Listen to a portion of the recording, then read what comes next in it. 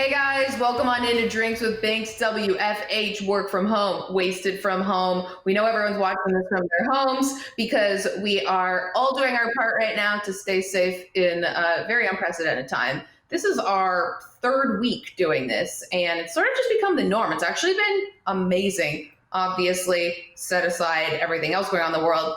Drinking from home and talking to some of the best people in sports entertainment and around the world is A-okay by me. And today I'm so excited to welcome in a friend of the show. She was on Call of the Night before we were even on air. She is someone you know from TV, WWE. This is Renee Young. Thank you so much for joining us all the way from Canada. Hell yeah, thanks for having me. I mean, 3 weeks in, I'm super stoked to be in the top 3 potential guests. We've got cocktails, we're working from home. Again, aside from all the craziness that's going on in the world, we're all just trying to make the most of it. Yeah, I know. So we're doing our part. And I find it funny because this is like what I would do, and maybe you do with your friends already in quarantine. Like, we're just going to Skype, we're going to Zoom, we're going to whatever, and have a drink. Like, this is kind of the best everything. I've seen people doing like the board games online too, or like playing different games. I've not gotten into that quite yet, but we've been like FaceTiming family, and I mean, there's definitely been a lot of copious drinking happening at home. That's for sure. It's like, okay, so I'm already, obviously I have a show that I drink on, so I clearly already have an alcohol problem. So Which is a dream, by the way. Yeah. What a good gig. I always thought that like Kathy Lee and Hoda had the best gigs because they just get wine wasted in the afternoon. I'm like, how do I get that gig? And you created your own. Well, thank you. I mean, this is all the brainchild of the head of the network, Pam Duckworth. She came up with this idea, and I didn't even have this in my... People were like, oh, you must have been dreaming this from a young age. I was like, actually not, because I'm an idiot. Clearly, I've had too many drinks to know that this should be the show. But it is great, and we are having a good time with this. You mentioned that, okay, so you're doing your show from home, WWE Backstage. Yeah. And you guys have a pretty souped up thing going on, right? Like, it looks really good on there. No, it's crazy. I mean, it's really impressive to me to be at home. We've been using Zoom as well. I mean, most people have been using Zoom for their meetings and whatnot, but we started using that to stream our show and like do our segments. But it's so crazy. We have like our director working from like his garage in LA. I'm in Vegas. Paige is in LA. Booker T is out in Houston. So we've got people from all over that are all just like coming together, trying to make it happen. So it's really impressive to me to see the way that production is just sort of creatively finding a way to keep us on air, keep us busy, keep us pushing out some content. I mean, our show's still relatively new, so it's awesome for us to still be on the air and be able to do something, especially during like the height of what's going on with WrestleMania. WrestleMania just came off of this past weekend, so it's cool that we can still cover all that stuff. Yeah, we're going to get into that in a second, but it's great also you mentioned like the studio shows, like we can just connect with everyone all over. Yeah. I think that this will probably influence what goes on afterward, like in terms of just cutting budgets or like being able to do things in a different way. Like, could you see that in terms of 100%? I think not even just from like a TV standpoint, but I'm sure there's a ton of people in other different areas of work that are like, wait, could I have been working from home this whole time? I mean, when you think of so many people that, you know, people spend so much time at work, people putting in overtime and trying to go above and beyond. But then, you know, if you've got kids, and I hear that super expensive to like put them through school and whatnot, that like if you can stay home and like try to manage things a little bit better. And yeah, for us to be able to do TV from home, I'm like, damn, this is great. It's going to be really weird to end this and like go places afterward. Yeah, I mean, I miss being able to obviously see all of, you know, our co-hosts and guests and whatnot in person, and being able to go out and have some drinks and some food afterwards. And like, you know, you and I were talking before of like going through hair and makeup and feeling like you kind of have it together, but now I'm left out to my own devices. I know. I also want to talk about that in a second, but what's something that's like, I know you've been cooking, you've done a lot of stuff on Instagram. You did the boneyard barbecue ribs. Looked amazing. What is something that you've discovered about yourself in quarantine you didn't know before? Ooh, that's a good one. I can go a lot longer not washing my hair than I thought. There's that. I love that. I usually so normally I would do my show WWE Backstage on Tuesdays in LA. Then on Fridays I would travel somewhere for SmackDown. So I had 2 days of the week where I had to bring myself together. Now I've got one day where I'm wearing headphones and my hair is pulled up. So you can definitely do some smoke and mirrors with that. But I would say that. And also I think I've gotten very good at figuring out what I need for the week at the grocery store. Because normally my husband and I will go to the grocery store several times a week. We order in X, Y, and Z. So it's interesting to sort of plan out through the week what we need, what we actually need when we go to the grocery store. So it's being a little bit more resourceful when we get there. And figuring out your timing at the grocery store, because you don't want to spend a ton of time going up and down the aisles. You got to know where stuff is and go find it and have a mental map of what you want to do at the grocery store. Right, yeah. You said being efficient, and it's what kind of recipes are we gonna make for the week, and things that I've cooked more now than I have in the last 7 years of my life. What is the thing that you've made that you're the most proud of? Actually, I made this Negroni for the first time ever. Cheers! Cheers! We are drinking a Negroni. This is your bevy. Tell me what do you love about a good old Negroni? So this is actually me kind of experimenting as well, because I figured during quarantine, we can expand on different recipes, different cocktails and whatnot. Normally I'll just drink wine. I'll have vodka La Croix or whatever, even Jack and Diet. Sometimes that's a standard one. Love it. I'm trying to branch out as well. So I initially planned on making a blood orange Negroni. So I bought blood oranges during one of my times at the grocery store, and then I went to make this. They've gone bad. So I just have standard orange slice in here, which is it's pretty good. Well, you beat me because I forgot the orange slice. But okay, let's toast. Let's toast. Cheers. What do you want to toast to? Toast to moving forward and going on and continuing on with life as normally as we possibly can right now. Yeah, to new beginnings. Okay, and great. to all the healthcare workers, of course. Yes, of course. Everybody on the front lines in essential work. Cheers. All right. Whew. That's good. What do you think of it? Do you like it? I like it. My boyfriend's obsessed with Negronis. He just drinks them all the time. So I'm all right, I'm going to learn how to do this. And then of course, as soon as I look to make it, I'm oh, you forgot the orange. But I got the gin. What goes into an old fashioned?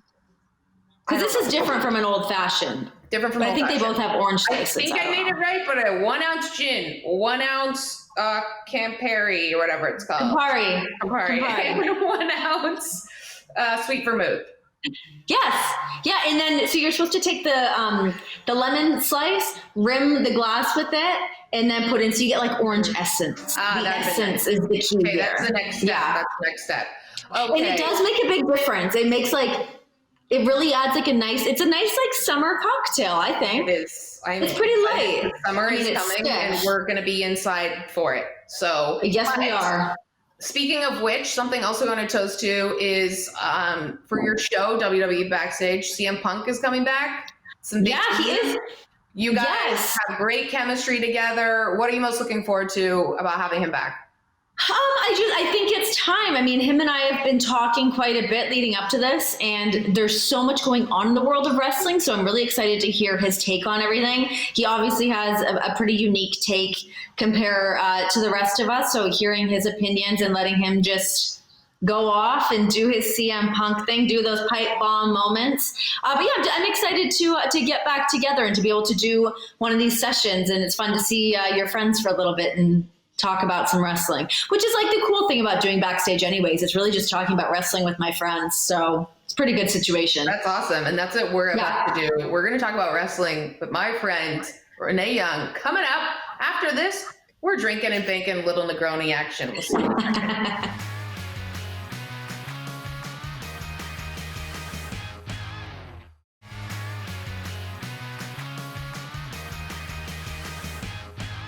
Hey guys, welcome back into Drinks with Binks. I'm JSB. We got Renee Young, WWE broadcaster on Fox, and we're sipping Negronis. And I wanted to let you know, you can't really see it, but this cup, this is especially for you. It's all street signs in Toronto. No way! Where did you get that? My friend gave it to me. We got a little Gerard University Adelaide front. Oh, just a little piece of home because we got. That's so great! I love that.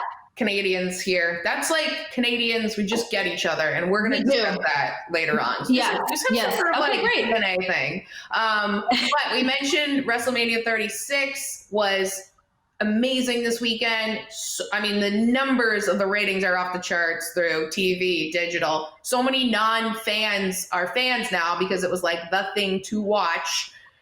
Before we get into everything, like how is WWE able to just like pull this off, number one, from like a health standpoint and just like from the world where we're all shut in, but they were able to still get out and do this? Well, okay, so I've been home for the past few weeks, so I actually wasn't a part of any of WrestleMania. So I got to, for the first time in like 8 years, just watch WrestleMania as a fan, which was incredible. But what I will say, I mean, so a lot of the stuff was pre-taped during the week. That's been made pretty available knowledge to everybody that it was pre-taped and it's been in closed sets. Stephanie McMahon came out and addressed the WWE Universe before both nights of WrestleMania, letting everyone know that they were closed sets. Medical tests were done and whatnot. So most of the details of that, I actually don't know, again, because I wasn't there. But what I will say is like WWE is like, anytime they have their back against the wall, they just knock it out of the park. And I think looking at what they did with WrestleMania, I mean, some of these matches, and you can even attest this, like, could you imagine having to perform in front of nobody? Yeah. Let alone the physical aspect of what they do and how much they rely on having a crowd there. And I think being able to see the talent really rise to that occasion and have these insane matches, really do some like beautiful, intricate storytelling. And then having the Boneyard match, the Firefly Funhouse match, and seeing these creative sides of this like cinematic style of shooting matches for WWE, I think a lot of people were a bit like skeptical of what it was going to be, how it was going to turn out. And I mean, as you just said, it's like people who maybe weren't fans before or were less familiar had a reason to become fans after that. I think just seeing everyone get to be creative and try to make something happen in really unfortunate and bizarre circumstances. And I couldn't be more proud to see what they did and what they pulled off and to be able to work alongside all those people. Yeah, you mentioned watch it from home. Experiences. Like that was so cool. Just for so many people to see those, the Boneyard match was ridiculous. Insane. And the Firefly Funhouse as well. I saw you tweeted like you had no idea what to expect from the Firefly Funhouse. Like what was that like the thing that really stood out to you that you think would be maybe something that would transcend into other WrestleManias? Yeah, I mean, I think that was a conversation that we had on Backstage earlier about talking about like, wow, is this going to be a version of wrestling that we're going to see moving forward, of seeing matches done in this style? Is it a thing that only works for somebody like The Undertaker and AJ Styles? Is it going to work for other people? And I think coming off that first night of WrestleMania and closing it out with a Boneyard match, and it was such a great way to end the first night. We're outside the Performance Center in Orlando. It just took people to a different place. But then, afterwards, I'm like, man, what are they going to do for Firefly Funhouse? Try saying Firefly Funhouse after drinking Negronis, by the way. Yeah.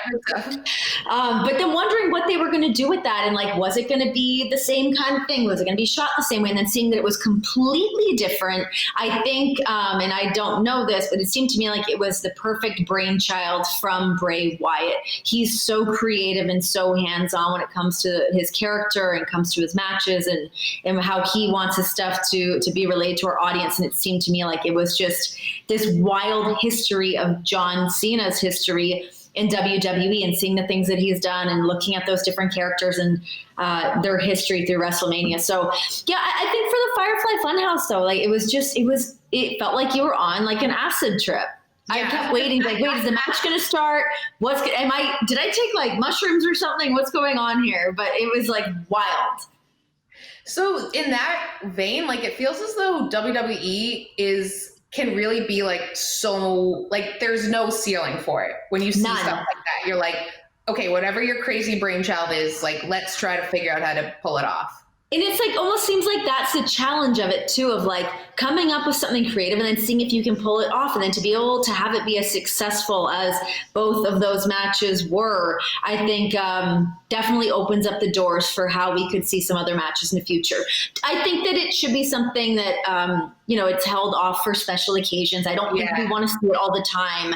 I think it needs to remain these very special matchups. Yeah, because then it just becomes a bit pedestrian then, and you're like, oh, I'm used to this now. Exactly. You run out of ideas and then you reinvent it again.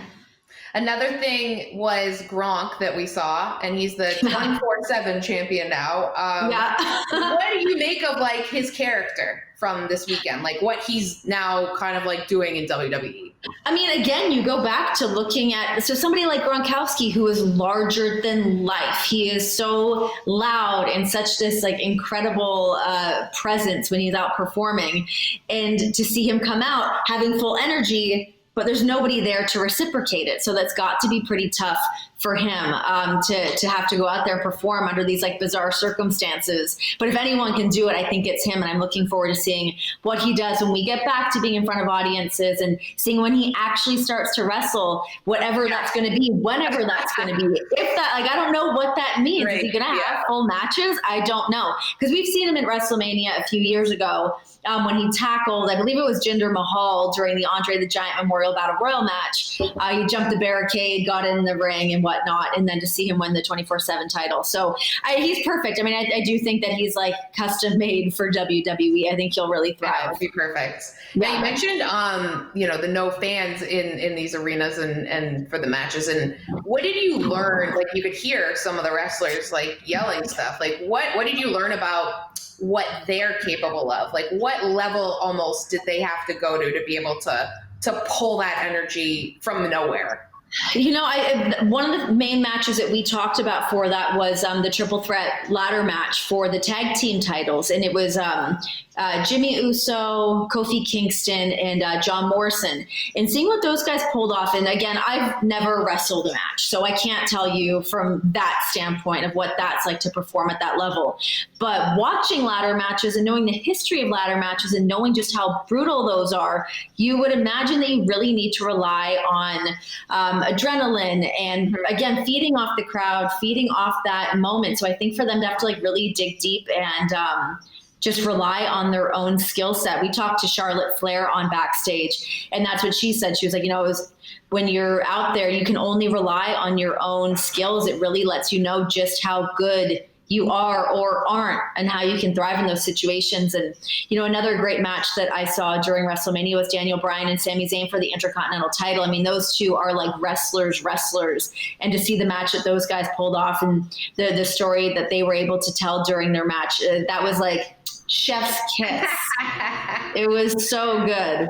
Oh, that is awesome to hear. I have some more questions I want to ask you about it all, but it is, I gotta say, like, I'm like a casual fan of this kind of stuff. I don't know the ins and outs, and I like love seeing it. I think it's so cool. I'm like, man, I gotta get into this more because like I love performing, I love fighting, I love everything. It's perfect. Over the top. I love the extraness about it. But I will relate. Like it feels as though these wrestlers are almost like what we experience in broadcasting, where you don't have any crowd and you have to kind of like be up for it. Versus, I guess it's kind of like when I do an open mic and like no one's there and you're trying to like make no one. Right. Like, oh my God, how stressful. Right. Yeah. That's how stressful. Well, also like, I think if you're talking about like an open mic situation, and I did an open mic many years ago, and I at that point was only used to doing like TV auditions, movie auditions, whatever, which you kind of go in and do your lines. Where when I went to go do an open mic, I didn't account for people laughing or people not laughing and what that reaction is and what you do. So I imagine it's the same for these superstars to be in the ring, and normally they're waiting for the crowd to react to something. So not to have that, and then knowing how to adjust on the fly. I mean, we always say in WWE, if you can make it in WWE, you can kind of make it anywhere, because you have to learn how to adapt in every single situation. Get the weirdest things thrown at us, and it's like, ready to go, we're live, we got to do this. So it's always super impressive to me to see the way people adapt and rise to the occasion. And that taps into your improv background. We have so many more things that we want to talk about. We got to take a quick time out. We'll be back with more on Drinks with Binks and Renee.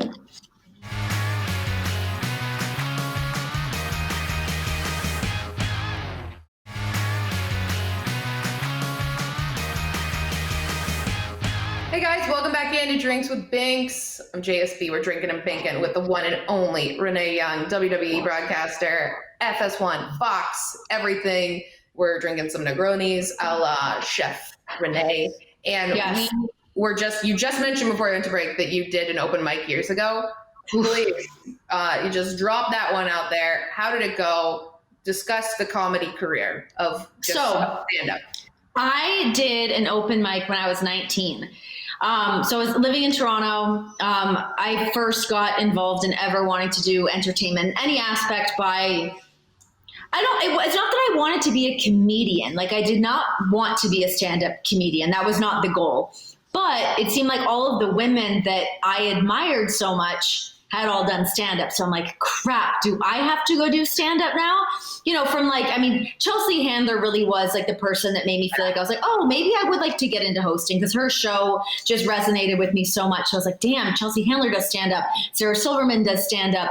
Tina Fey and Amy Poehler, not so much. But, that was sort of where I wanted to go. So I felt pressure that I was like, well, if I really want to like cut my teeth and figure some stuff out, it seems that I need to go do stand-up. I first came out from doing all the classes at Second City, blah, blah, blah, not really knowing what the next move was going to be, auditioning. And, you kind of hit the pavement and trying to figure out what the next thing is. How can I hone my skills, get better at something? So I went to Yuck Yucks and did their open mic. And it was very nerve-wracking because I remember calling. You have to call during the day and put your name on the list on a voicemail thing. And then they call you back and let you know if you've been booked on the night or not. So I get the call back that I was booked to go do stand up. And I was like, oh, shit. I have to go do it. So I didn't tell anybody. I told nobody. I had nobody there with me because I assumed that it was going to be mortifying.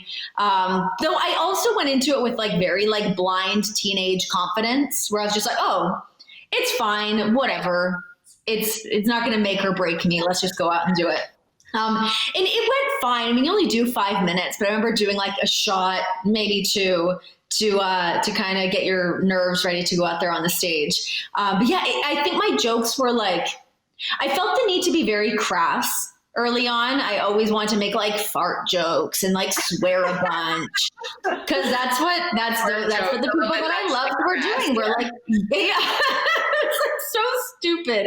It was very like juvenile, dumb jokes, but whatever. I survived the 5 minutes, and then the guy that worked at Yuck Yucks, he came up to me. It wasn't like the Yuck Yucks guy, but one of like the managers, whatever. He's like, man, we need more women in comedy. It would be great if you kept coming back. And obviously I did not see that out, but I was really proud of what I wrote at the time. I can't really remember what any of the jokes are, but I remember working on it and like sending it to a few friends to read and whatever. So it was fun to work on. And I feel so removed from that stuff now because I don't write stuff like that anymore. But at the time I was doing it a lot more. I was working on like this really small cable network show, and I was actually like writing jokes for one of their like late night shows. The show that I was hosting at the time had a little bit more of like a comedy spin to it. But even looking back at that, it's like the interviews I did, again, just trying to be like crass and like trying to get a reaction out of people, was like not good TV. No, I think that's great. Like you were doing it a long time ago, what like people are trying to do now in a way. And yeah. I would have thought like if you got good feedback like that you'd want to keep going. I think it was just that it wasn't really my goal. I didn't want to be a stand-up comic. So I had more fun working on the shows that I was working on and producing those. And like, that was like, it's different in Canada too. Maybe it's not. Maybe it just has been since my transition to the US. But when I was in Canada, I felt like everything was a little bit more hands-on. You had to write your stuff. You had to produce your stuff. You had to know how to do absolutely everything. And that was the thing that I felt more gratification from doing, was working on those shows and having segments that worked and developing relationships with people and being like proud of a show that you made from absolutely nothing. So I kind of enjoyed that aspect of it more. I wanted to have a show. I didn't want to be a comic. I wanted to have a show. So I really focused more on doing that. Yeah, I totally resonate with that, because I did stand up last year and then found myself like, because I was not working at the time, and found myself doing so much of it almost just to have something to get up for every day. Yeah. Like, I'm going to do this and I'm going to write and I'm going to go to an open mic. And it was the same people every day because it's comics there. And I'm like, okay, guys, I'm trying the jokes out again. We're all bottom of the gutter right now. But in the end of the day, I was like, I really want to do this as a tool for shows. But I mentioned this before, but like I knew about you so long ago when you were on Bite TV and you were. That's what I'm talking about. It was when I was working for Bite. That's the show I'm talking about. I was doing that. Yeah. A million years ago. And it was great. Like you've always been the same person on air as you are off air. And it came through so much doing when you did that show. Cause when you left, I auditioned for that show. And I remember. You did? Oh my God, that's hilarious. It was such a weird experience because I researched so much of what you did. And like, I vividly remember like segments you did, like wakeboarding and like all these extreme things. And you're so funny and you're so like your personality just like shone through so much. I remember being like this young reporter, like, I don't even like, I'm nervous. I don't know what to do. And like a casting call for your job. There was like 30 of us. And we had to go in and like interview Randy Couture in a way, being like, "Hi, I'm Julie Stewart-Binks. Like, welcome on." Oh my God, that is so funny.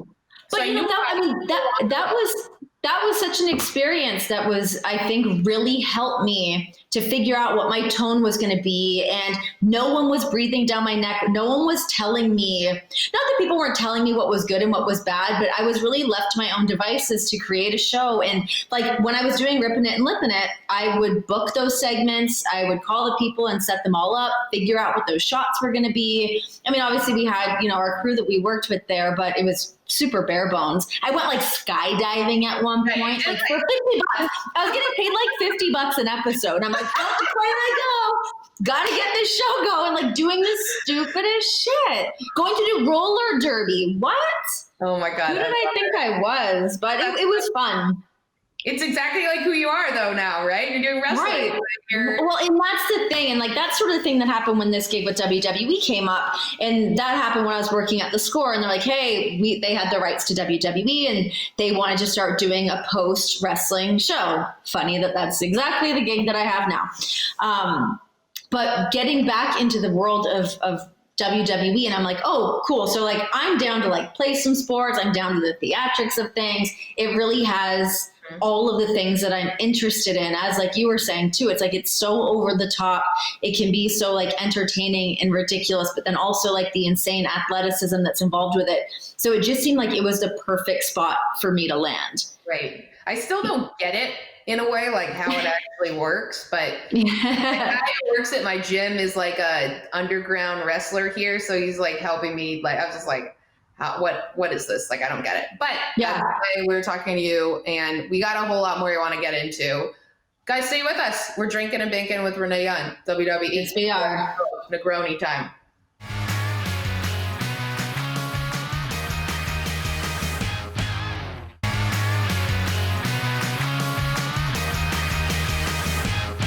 Hey guys, welcome back. Drinks with Binks. I'm Julie Stewart-Binks. We got Renee Young from Fox WWE, and we got our Negronis. We're sipping on them very modestly right now. We have to, but we're doing Drinks with Binks with stiff cocktails. But I've also made a charcuterie tray because that's also, by the way, party. Casual charcuterie. Right? Not a big deal, but just some cured meats and nice cheeses. Oh my God, that's so cute! And a berry compote. I love that. Is this like quarantine Renee or is this normal Renee would do that? I mean, I always love a charcuterie, but this was a bit of a special experience. I know. I figured I might want a snack. You can't drink a Negroni on an empty stomach. Well, I'm be on the floor. That theory out right now. So. As our last guest, Molly McGrath, told me, I have a different type of DNA when it comes to drinks, which is not healthy. But that's, I guess, a little bit of the Canadian blood we got going on. That's how we do. We know to throw down some cocktails. That's how we do it. That's how we do it. Keep it on the straight and narrow. Just keep it on the straight and narrow. This is nothing. This is like morning coffee right now. Yeah, not a big deal. We've been discussing wrestling, WrestleMania, your comedic influences, and I've been getting more into wrestling. And from your vantage point, you've been in it for so long. You've been covering it. You've been on Total Divas. You're doing all this stuff. What's the biggest misconception about wrestling and also working in wrestling? Oh gosh, biggest misconception. I think this is just sort of stuck in my head coming off of WrestleMania, but I feel like for the longest time, sports entertainment, WWE has got the rap of like, oh, it's like bad acting or whatever. You watch that Boneyard match and try to say that to me again. Like, there's no way. I just kind of going back to what I said earlier on the show is like, I think the talent in WWE is it's so deep. It's crazy how many people come in there. Like so Bianca Belair, who I'm a huge fan of. I feel like I talk about her all the time, but she just made her debut on Raw from the NXT roster at WrestleMania alongside her husband, Montez Ford and Street Profits. She's such a badass of like, insane wrestler, former track athlete. She makes her own gear. Like she does all of her own stuff. Everyone just has these like endless list of skills that they're good at. People that are like insane at like, I'm just trying from like the girls here, but like they know how to do their makeup. They know how to do their hair. They know how to put together these like, some of them literally are sewing their own gear and then like have shredded bodies. I have like these like beautiful, lovely personalities. Like they're so well-rounded. It's crazy. Who do you think would be a great athlete, male or female now, that could be a wrestler someday? Ooh. Well, I think the common one that we come to is like, I think Conor McGregor would thrive.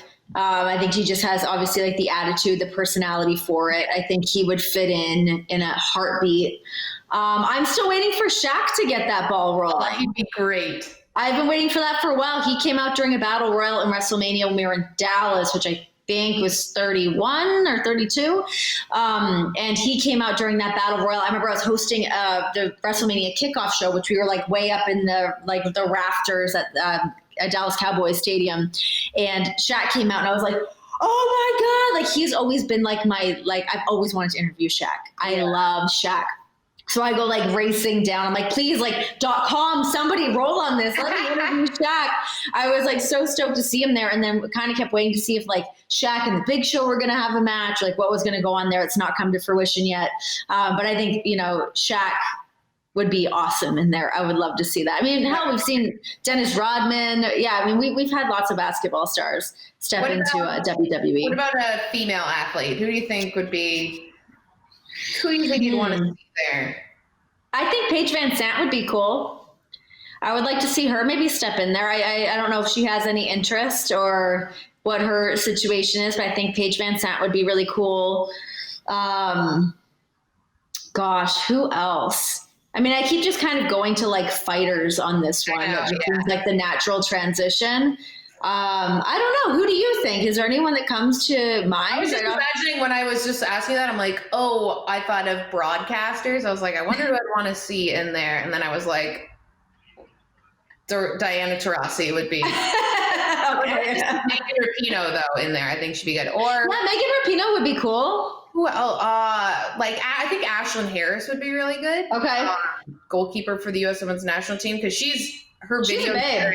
Yeah, she's really something. She is a babe. Good for her. Sad she's taken. Also, her videos when the women won the World Cup were wild. Like she's got big glasses. She's like, we talk about like that big personality. I think she's great. Great fashion too. I'm really into her fashion. And that's the thing, right? We're like, it's not just fighting; it's like the whole aura. No, it's like the whole package. I mean, I there's so many stars that come off of that U.S. women's soccer team too that I think could be able to step in there.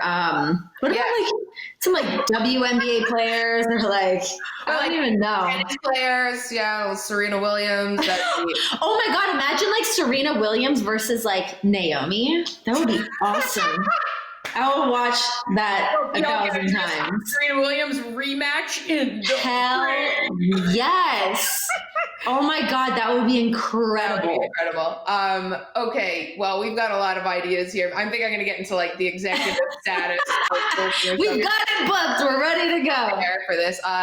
Quickly, but we have to go to break in a second, but I know you obviously are quarantining with your husband right now. Yep. And have you guys thought of any ideas of like, hey, we could create some hashtag content of us being together. So we did do one thing. Sean Spears, he tagged me in something of like the toilet paper challenge, which you're supposed to have a hockey stick, which I didn't have. I have a ringette stick. Ooh. It does not apply though. Even more Canadian. Canadian is all hell. But at least with a hockey stick, you've got the blade on the end of the stick, so you're supposed to keep the toilet paper roll in the air as much as you can. When you have a flat stick, you can't get that far. But anyways, I did that, and then my husband came out and super kicked me. So we were gonna maybe do some more super kick hashtag content, but that died pretty quick. So. Maybe not. You guys you have like a show right there at your house. We have the show. I just don't think that we have the ambition for the show. Yeah, that's very key in this like quarantine set. It's like I spent 3 hours trying to do a TikTok last night, and then I was like, I can't complete this right now. It's a lot. I did ask him that. I was like, can we learn to dance and do TikTok? Yeah. And he was like, hell no. He shut that down very quickly. I don't know how these people have like full families that are like, yeah. No.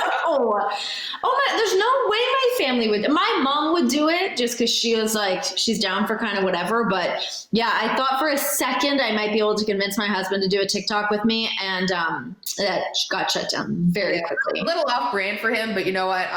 Depending on how. I think that's where you can thrive. It's people aren't expecting it. No. What if he nailed the like savage dance? Is that even what we call it? I don't know. Yeah, whatever. That like the ratchet one or whatever. Yeah. The savage, whatever they do. I don't know. Every time I open up TikTok, I go on the deepest dive of like, yes, I can do that. I can do that. I'm a super weirdo where I'm like, this is. Or they have like the slowed down dumb version so you can actually learn it. I'm like, wait, do I have this in me? Maybe this is where I show people my true dance skills. I don't know. This is the thing. Like this is set up for you and I and all of us Canadian weirdos to succeed because like we're doing this stuff by ourselves anyway. Film it now. This is our lane. Let us thrive in it. Everybody else back up. Our time to shine. All right. Damn right. Time to shine. We got to take a quick break, but we got a whole lot more to come on Drinks with Binks. Stay tuned. Grab another round if you need. We'll be back.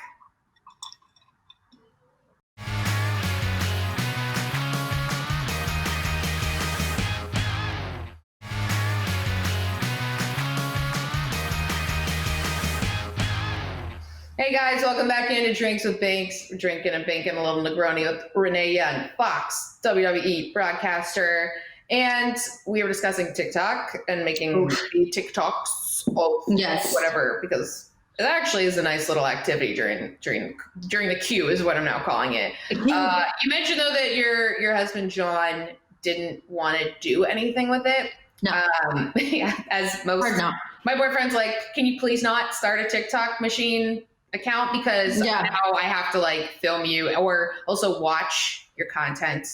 I feel like even if I open the TikTok app, I have to like be in a different room. I feel like if he even hears like the music, I'm like, it's a little embarrassing. I don't want him to know that I'm even interested in it, but I'm a little bit interested in it. We all do. And now we're like, this is what we have to do. We have to be super productive in the quarantine and like create a lot of pressure. It is a lot of pressure to make. What kind of content are we putting out? Am I staying relevant? Am I doing whatever? It's like, oh my God, can everyone just like have more Negronis and relax? Honestly, what I think when this thing's all over, people are going to forget. This is going to be like, wow, did I black out? And like something happened and then go back to the rest of the lives and be like, sure, cool, you made that TikTok, but like we got to do real work now. Yeah, now you're actually being paid to do something, so you better figure it out real quick. Hope you had fun doing that. So you guys, and I obviously read this on the internet, but you guys got married like pretty impromptu, right? Mm-hmm. It's actually our 3rd wedding anniversary tomorrow. Oh, well, congratulations. Thank you. So we got married 3 years ago in our backyard. So we were in Reno. My husband, he was doing a live event with WWE and I was up there with him, and we had like the day off. I think we were like maybe a little bit hungover or whatever. And we're like, what should we do? And we went for a walk and then ended up at the courthouse and we're like, let's just get our wedding certificate or our marriage certificate now, because obviously you have to have it be legal when you just go do like a random Vegas wedding. So we figured that when we were going to do it, that we would go to like one of the weird little chapels, do one of the drive-throughs, something like that. But it turns out that not all of them are actually 24 hours. So obviously the marriage certificate is burning a bit of a hole in my pocket. And I'm like, okay, can we actually like get married soon? Or like, when are we going to do that? Let's go. So yeah, we got home. We had been in Zion. We were up there. It was after WrestleMania and we were just like taking some time. We ended up having to come home a bit early. And then he's giving me a stink eye right now. Let me tell our story of romance, okay? Yeah, hear all of the juicy details. And anyways, it was like 1 a.m. and there was there's called like the little Chapel of the West, I think it's called. But they are one of the ones that's not 24 hours, but it's like a super cute little spot that I was like, oh, we should do it there. They weren't open. So we were like, well, I mean, we're ready to go. We should do this. So we ended up going on Yelp and we found a pastor on there called Pastor Pete. And he came to our house. So we called him and they're like, have you guys been drinking? We're like, well, yeah, duh. But like, we know what we're doing. We're fine. Yeah. First of all, judgmental. And it was his wife. The pastor's wife was on the phone. And yeah, it was 1 a.m. So we woke them up and they sounded a little bit annoyed. And he's like, well, if you guys are serious, I can be there in like 20 minutes. We're like, hell yeah. Wow. So he came, but we needed to have a witness. And at the time we only had our bulldog, which does not count, apparently. They did not find that funny either. So we called one of our friends, and our friend and Pastor Pete, they both showed up at about the same time, and we got married in our backyard. It was like done in like 30 minutes. It was great. Wow. Oh my God. Concept to being married was like, it was a very quick process. 90 minutes proposal. They're like, Oh, he says it was 90 minutes proposal to to consummation. I didn't realize what I was saying. $250 door to door, man. $250 door to door. We got it done. Yeah, $250. People should be getting married that way. Who needs to spend tens of thousands of dollars on these extravagant weddings when like our lives are busy enough as it is? Like, we don't need to coordinate getting our family all down here and having a big party, blah, blah, blah. Let's just like do our own thing. So it was awesome. Yeah, $250. Cheers to you and to John. Congratulations on your anniversary. We're cheersing us over here. If you want to.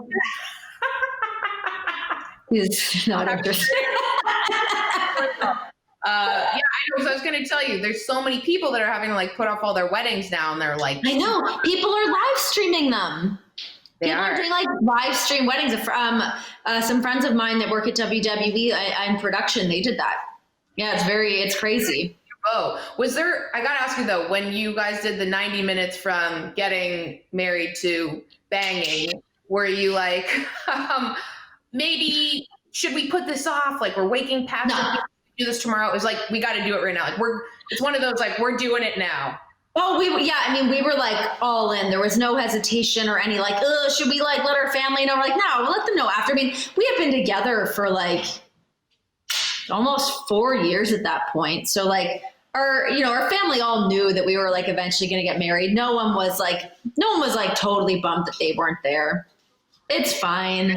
I think that's maybe the post-quarantine way, just being like, these weddings are so extravagant. People are going into like massive debt over them. Yes. I don't understand why people would spend so much money on a wedding, go into debt for it. Like, use that money and put a down payment on a house, or just put money in your savings or whatever. But for people to spend money like that just seems crazy to me. To like fly people in, or like even if you're doing a destination wedding or whatever, like it just seems absurd to me to spend that much money. It's crazy. It really is. And bachelorette parties and stuff like that are getting a little. Oh my God. No. I don't like leaving my house either. I don't want to go anywhere. That's the good thing about the quarantine, because we ain't. I know. We are thriving. Thriving. Ladies. Okay. We are going to take a quick time out. We'll be back with a whole lot more with Renee Young from Fox WWE next.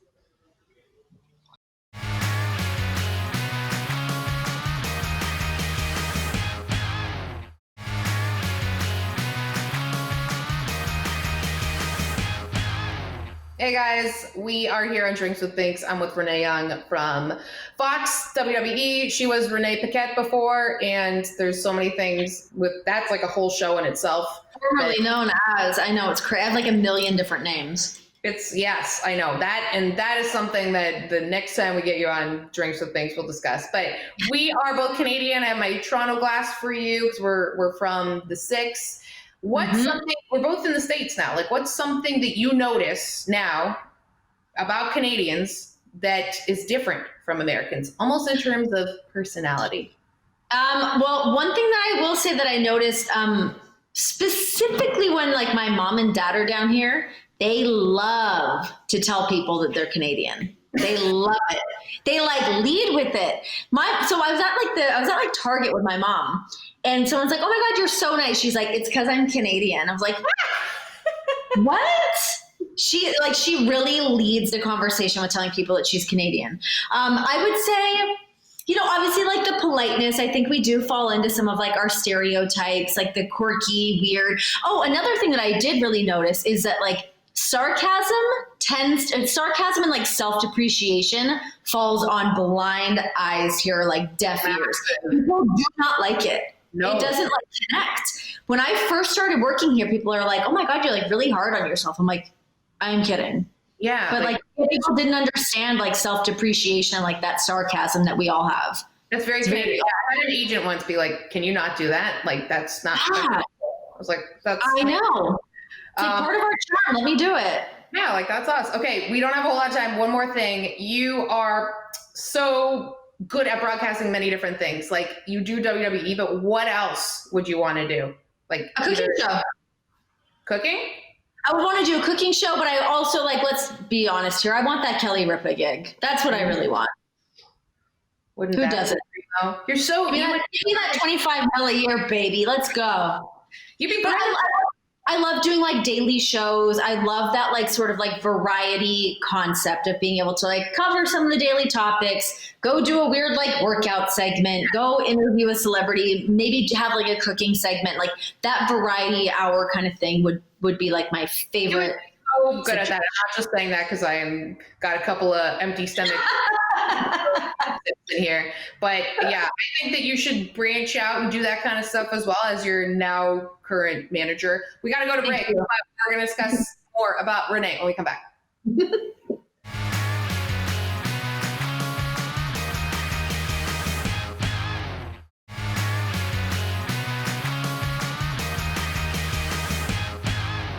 Guys, we've had an awesome time drinking and binking with Renee Young from Fox WWE broadcaster. There's a lot of more things I want to talk to her about. There's a lot of more things.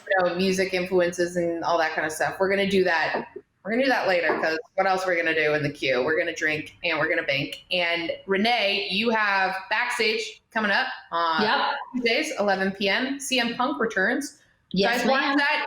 And WrestleMania, WWE is coming back in May because you guys have found the next dimension of escaping the Rona.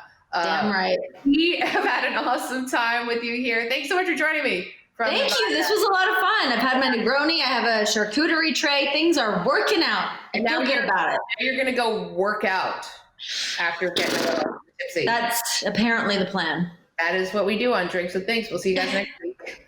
Bye.